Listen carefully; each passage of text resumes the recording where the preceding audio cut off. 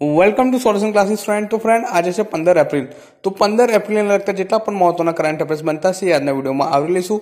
Friends, વિડીયોના અંતે એક ક્વિઝનું આયોજન કરવામાં આવ્યું છે. ક્વિઝ માને જે આપણે જોડકા જોડો જેવી એક સિરીઝ હોય છે એનું આયોજન કરવામાં આવ્યું છે. તો તમે એનો લાભ અચૂક લેજો ફ્રેન્ડ્સ, ખૂબ જ હેલ્પફુલ રહેશે.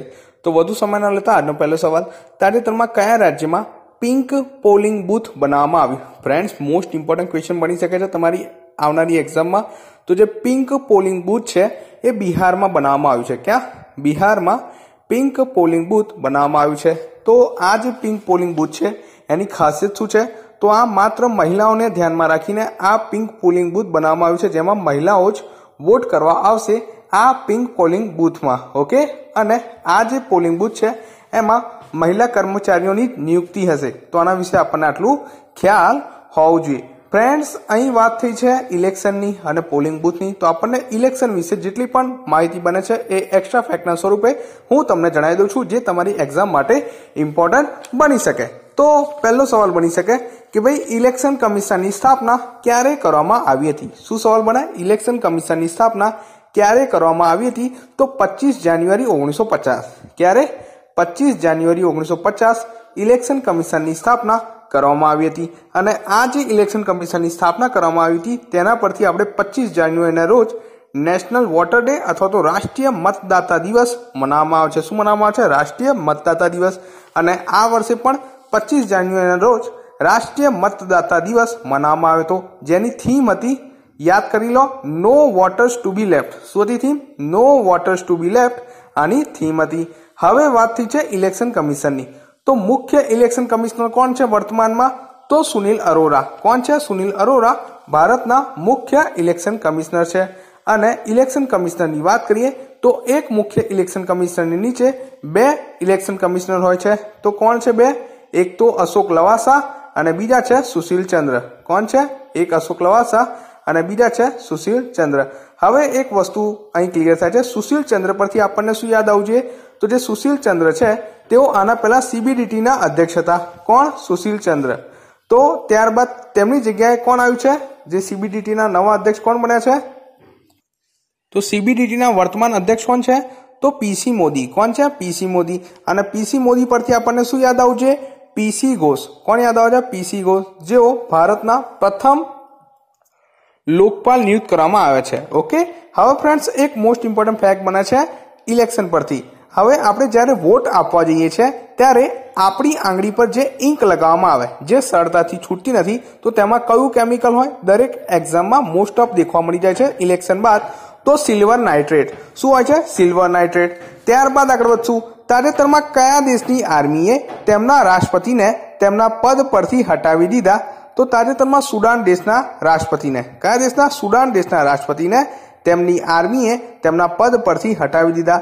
તો સુડાનની જે આર્મી છે 30 વર્ષથી શાસન કરતા રાષ્ટ્રપતિ ઉમર અલ બશીર, કેટલા 30 વર્ષથી તેઓ સુડાન પર શાસન કરી રહ્યા હતા અને તેમને તેમના પદ પરથી હટાવવામાં આવે છે સુડાનની આર્મી દ્વારા. હવે 2 વર્ષ સુધી સુડાનમાં આર્મીનું શાસન ચાલુ રહેશે. કેટલા વર્ષ સુધી? 2 વર્ષ સુધી. અને 2 વર્ષ બાદ ફરીથી ચૂંટણી કરવામાં આવશે અને નવા રાષ્ટ્રપતિની નિયુક્તિ કરવામાં આવશે. ઓકે, તો તાજેતરમાં જે સુડાનની આર્મી છે તેને 30 વર્ષથી શાસન કરતા રાષ્ટ્રપતિ ઉમર અલ બશીર નામ યાદ રાખજો. હવે અહીં વાત થઈ છે સુડાનની. તો સુડાનનું કેપિટલ છે ખાતુમ. શું છે?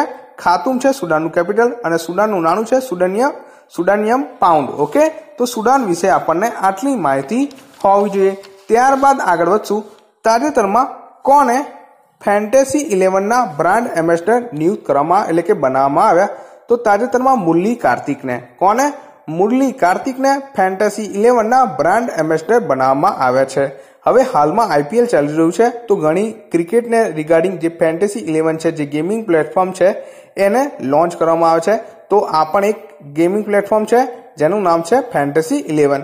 હવે આના પહેલા જો મોસ્ટ IMP ક્વેશ્ચન જો 2 બની શકે તો ફ્રેન્ડ્સ, એક તો છે ડ્રીમ 11ના બ્રાન્ડ એમ્બેસેડર કોણ છે? તો ડ્રીમ 11ના બ્રાન્ડ એમ્બેસેડર છે મહેન્દ્રસિંહ ધોની. કોણ છે? ડ્રીમ 11ના બ્રાન્ડ એમ્બેસેડર કોણ છે? મહેન્દ્રસિંહ ધોની. અને મહેન્દ્રસિંહ ધોની ગો ડેડીના પણ બ્રાન્ડ એમ્બેસેડર છે.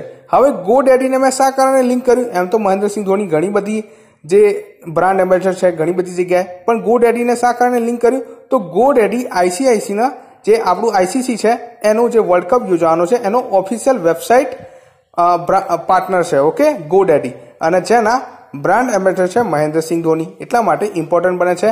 અને MPL, ઓકે, જે વિરાટ કોહલી છે એ MPL ના બ્રાન્ડ એમ્બેસેડર છે. તો ફ્રેન્ડ્સ આ બે નામ અચૂક યાદ રાખજો, એક્ઝામમાં ક્વેશ્ચન બની શકે છે આમાંથી કોઈ પણ એક. ઓકે, વિરાટ કોહલી પરથી તમને હાલમાં શું યાદ આવવું જોઈએ? તો તેઓ સતત ત્રીજી વખત Willesden player of the year બન્યા. વિરાટ કોહલી સાંભળો તો તમને શું યાદ આવવું જોઈએ? તેઓ સતત ત્રીજી વખત Willesden cricketer of the year બન્યા. ત્યારબાદ આગળ વધશું. તાજેતરમાં કોને ડોક્ટર બાબા સાહેબ આંબેડકર નોબલ એવોર્ડથી સન્માનિત કર્યા? શું છે સવાલ? તાજેતરમાં કોને ડોક્ટર બાબા સાહેબ આંબેડકર નોબલ એવોર્ડથી સન્માનિત કર્યા? તો સુધાંશુ કુમારને. કોને? સુધાંશુ કુમારને ડોક્ટર બાબા સાહેબ આંબેડકર નોબલ એવોર્ડથી સન્માનિત કર્યા. તો ફ્રેન્ડ, જે સુધાંશુ કુમાર છે તેઓ ડિજિટલ સુકૂનના સંસ્થાપક છે. શેના? ડિજિટલ સુકૂનના સંસ્થાપક છે, અને તેમના ડિજિટલ ક્ષેત્રના કાર્ય બદલ આ એવોર્ડથી સન્માનિત કરવામાં આવે છે. અને આ જે ડિજિટલ સુકૂન છે તેને બેસ્ટ ડિજિટલ એજન્સી ઓફ ઈયરનો પણ એવોર્ડ મળ્યો છે. શેનો? બેસ્ટ ડિજિટલ એજન્સી ઓફ ઈયરનો પણ એવોર્ડ મળ્યો છે. ફ્રેન્ડ્સ, અહીં મેં તમને ઓપ્શનમાં લખ્યા છે, એક તો શિવા રેડ્ડી લખ્યા છે, એક તો લખ્યું છે લીલાધર જગુડી, અને બીજું લખ્યું છે સિતાંશુ યશચંદ્ર. તો ફ્રેન્ડ્સ, જે શિવા રેડ્ડી છે મેં થોડા દિવસ પહેલા જ વાત કરેલી અને ત્યારે પણ આ રિપીટ કરેલું. તો તેમને સરસ્વતી સન્માન 2018થી સન્માનિત કર્યા છે. કોને? શિવા રેડ્ડીને 2018નો સરસ્વતી સન્માનથી સન્માનિત કર્યા છે. નામ યાદ રાખજો, શિવા રેડ્ડી. અને ત્યારબાદ સિતાંશુ યશચંદ્ર આપણા ગુજરાતી કવિ છે, જેમને 2017નો સરસ્વતી સન્માન મળ્યો છે. કોને? સિતાંશુ યશચંદ્રને. અને લીલાધર જગુડીને શું મળ્યું છે? વ્યાસ સન્માન 2018થી સન્માનિત કર્યા છે. તો ફ્રેન્ડ્સ, આ સન્માન પણ આપણને યાદ હોવો જોઈએ જ્યારે આમના વિશે સાંભળીએ. હંમેશા પાછલું લિંક કરશો તો એક્ઝામ હંમેશા સરળ રહેશે બીજા લોકો કરતા. તો આપણું કામ એવું હોવું જોઈએ કે ભાઈ આપણને દરેક વસ્તુ લિંકથી યાદ રહે.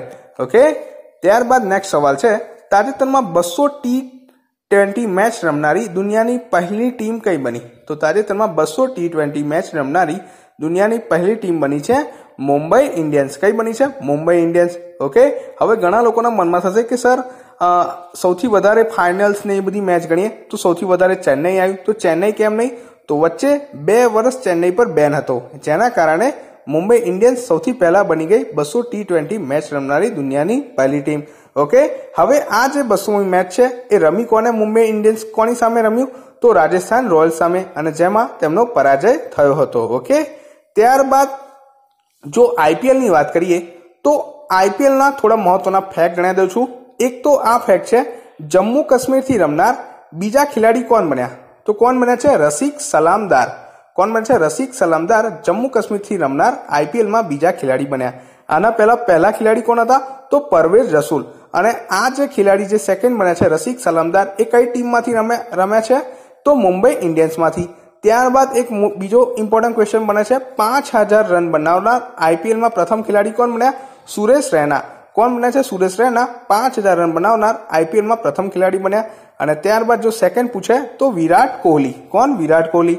અને ત્યારબાદ છે, આપણે લાઈવ સેશનમાં ચર્ચા કરતા હતા ત્યારે એક કન્ફ્યુઝન હતું, એ પણ દૂર કરી દઉં. આઈપીએલનું ઓફિશિયલ પાર્ટનર કોણ છે? આ વર્ષે જ કરવામાં આવ્યું, તો ડ્રીમ 11. ઓકે, અને એના બ્રાન્ડ એમ્બેસેડર કોણ? મહેન્દ્રસિંહ ધોની. હવે ઘણા કહેશે સર આઈપીએલના જે પાર્ટનર છે એ તો વિવો પણ છે.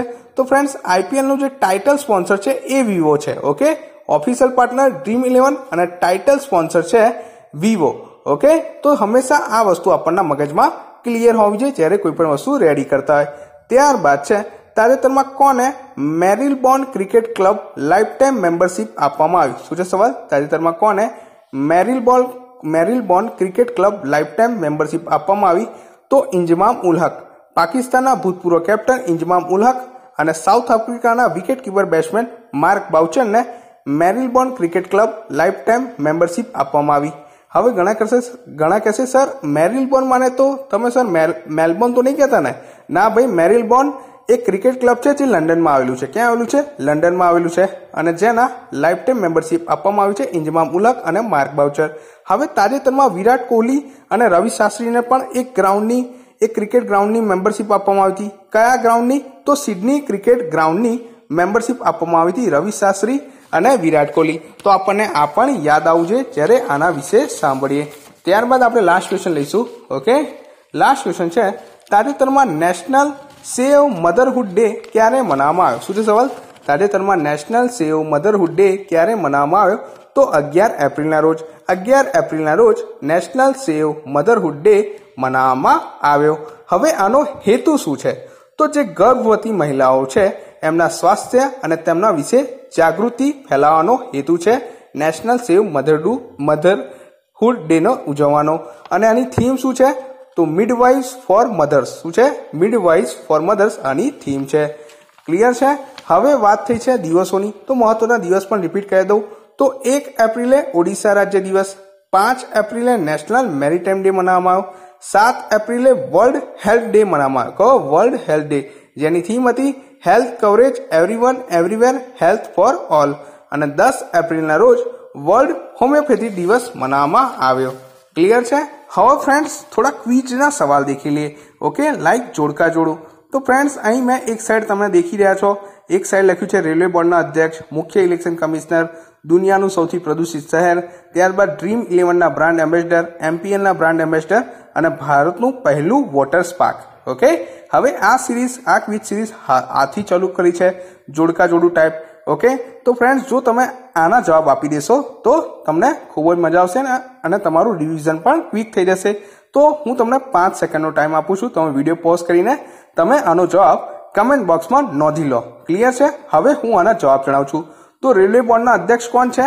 તો પહેલામાં જવાબ શું આવશે રેલવે બોર્ડના અધ્યક્ષ? તો VK યાદવ, ઓપ્શન બી. ત્યારબાદ જોડકા જોડે છે. ત્યારબાદ મુખ્ય ઇલેક્શન કમિશનર કોણ છે? તો સુનિલ અરોરા. સેકન્ડ નો F આવશે. ઓકે, મુખ્ય ઇલેક્શન કમિશનર તો સુનિલ અરોરા. ત્યારબાદ છે દુનિયાનું સૌથી પ્રદૂષિત શહેર. તો શું છે દુનિયાનું સૌથી પ્રદૂષિત શહેર? તો કાનપુર. ઓકે, હાલમાં જ આ રિપોર્ટ બહાર પાડવામાં આવ્યો.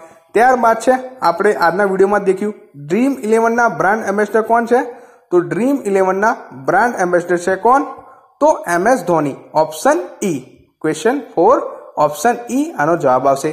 ત્યારબાદ છે MPNના બ્રાન્ડ એમ્બેસેડર કોણ છે? તો 5 નંબર ઓપ્શન એ વિરાટ કોહલી. શું આવશે? 5 નંબર ઓપ્શન એ વિરાટ કોહલી MPNના બ્રાન્ડ એમ્બેસેડર છે. અને ત્યારબાદ લાસ્ટ છે ભારતનું પહેલું વોટર પાર્ક એટલે કે મતદાન પાર્ક ક્યાં આવ્યું છે? ક્યાં બનાવવામાં આવ્યું? તો ગુરુગ્રામ, હરિયાણામાં. Option C. ક્વેશ્ચન 6. ઓકે, તો ફ્રેન્ડ્સ આવી રીતના જો તમે જોડકું જોડી શકતા હોય તો તમને આ બધા સવાલ એક સાથે 6 મહત્વના સવાલ રેડી થઈ ગયા. તો નેક્સ્ટ સેશનમાં, નેક્સ્ટ વિડીયોમાં આપણે આવી રીતના નવા તમારા માટે ક્વિઝ છે એવા ટાઈપનું લાવતા રહીશું જે તમને એક્ઝામ માટે હેલ્પફુલ થશે. જો તમને મારું કામ સારું લાગ્યું હોય તો તમને જે યોગ્ય લાગે તમે કરી શકો છો. વિડીયોને શેર કરી શકો છો, ચેનલને સબસ્ક્રાઇબ કરી શકો છો અને તમારા મિત્રો સાથે શેર કરી શકો છો. ઓકે, તો નેક્સ્ટ વિડીયો સાથે જલ્દીથી મળીએ. ત્યાં સુધી વાંચતા રહો અને તૈયારી કરતા રહો.